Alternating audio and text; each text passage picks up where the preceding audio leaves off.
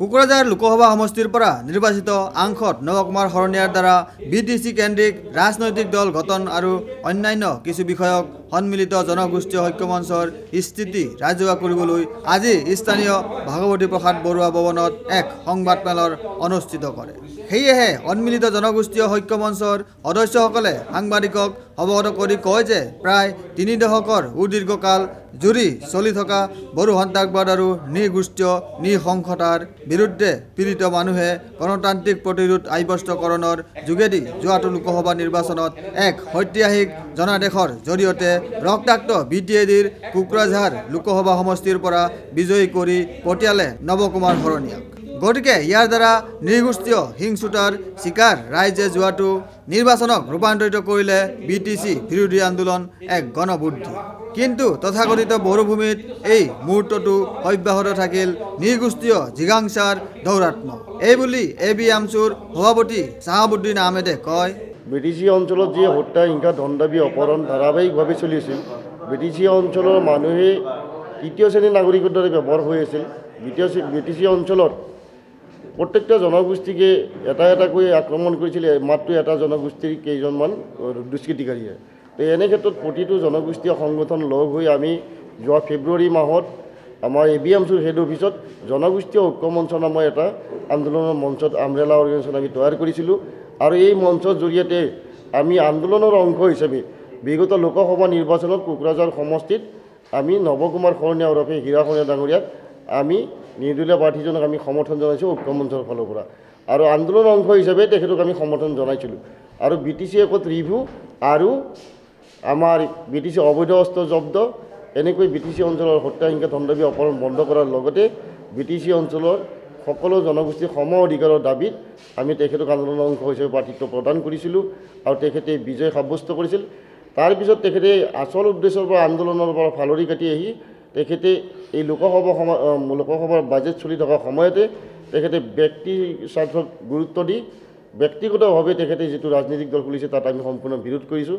ইয়াৰ দ্বাৰা বিটিচি অঞ্চলৰ সাধাৰণ নাগৰিকৰ জীৱন সম্পত্তি নিৰাপত্তাহীনতাত কোনো ধৰণৰ অৱদান নাথাকে বুলি আমি ভাবোঁ, বা ইয়াৰ দ্বাৰা আমাৰ স্বাৰ্থৰ পৰিপন্থীয়ে হ'ব।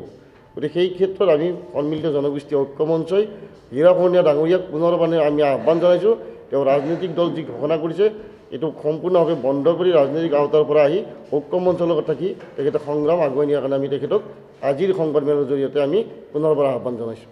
আনফালে বিটিচিৰ কেন্দ্ৰীয় ৰাজনৈতিক দলৰ পৃষ্ঠপোষকতা নকৰি আগন্তুক সময়ৰ পৰিষদীয় নিৰ্বাচনত ঐক্যমঞ্চই অংশগ্ৰহণ কৰিব আৰু চলমান সংগ্ৰামেৰে ধাৰাবাহিকতা অব্যাহত ৰাখি আগ্ৰামা বাহিনী তথা অন্যান্য গোষ্ঠী সংকীৰ্ণতাবাদীসকলৰ পুনৰ ক্ষমতা দখল অভিযানক সৰ্বশক্তিৰে প্ৰতিৰোধ কৰিব আৰু বিভিন্ন ধৰণৰ আন্দোলনৰ কাৰ্যসূচী গ্ৰহণ কৰিছে বুলি সন্মিলিত জনগোষ্ঠীয় ঐক্যমঞ্চৰ মুখপাত্ৰ ব্ৰজেন মহন্তই কয়।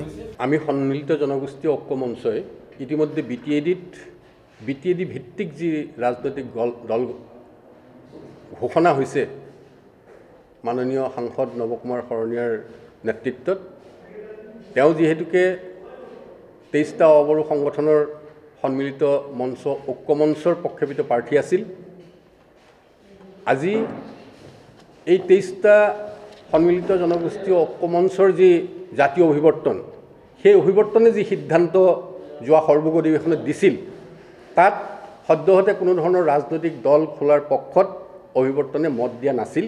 গতিকে অভিৱৰ্তনৰ মতৰ বিপক্ষে গৈ তেখেতে ব্যক্তিগতভাৱে আজি এই যি ৰাজনৈতিক দল তেওঁ ঘোষণা কৰিলে, সেই ঘোষণাত আমি সন্মিলিত জনগোষ্ঠীয় ঐক্যমঞ্চ মৰ্মাহত হৈছোঁ।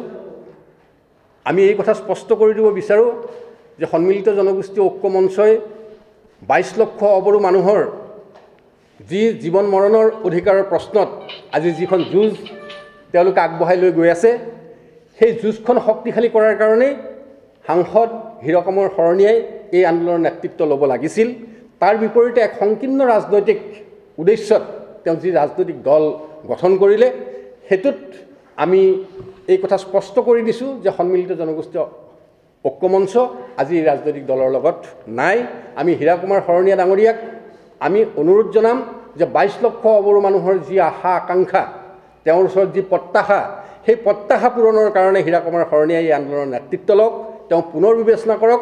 আজিৰ তাৰিখত এই অৰাজনৈতিক যি মঞ্চখন আছে সন্মিলিত জনগোষ্ঠীয় ঐক্য মঞ্চ, তাৰ যি সংগ্ৰাম, সেই সংগ্ৰামে এটা নিৰ্দিষ্ট ৰূপ পাইছিল। সেই ৰূপটোক আৰু এধাপ আগুৱাই লৈ গৈ প্ৰকৃতাৰ্থত ষষ্ঠ অনুসূচীৰ BTAD-ক পুনৰ সংশোধিত কৰি তাত সকলো জনগোষ্ঠীৰ সমান অধিকাৰ আৰু সমান মৰ্যাদাৰ ভিত্তিত এক স্বায়ত্ব শাসনৰ ব্যৱস্থাৰ মীমাংসাৰ কাৰণে যিখন যুঁজ, সেই যুঁজৰ বিজয়ৰ সেই মুহূৰ্তলৈকে এই যুঁজখনক আগুৱাই লৈ যোৱাৰ কাৰণে তেওঁক এজন আগ্ৰহী হিচাপে, তেওঁক এজন অংশীদাৰ হিচাপে আমাৰ লগত অংশগ্ৰহণ কৰাৰ কাৰণে আমি তেওঁক পুনৰ অনুৰোধ জনাইছোঁ।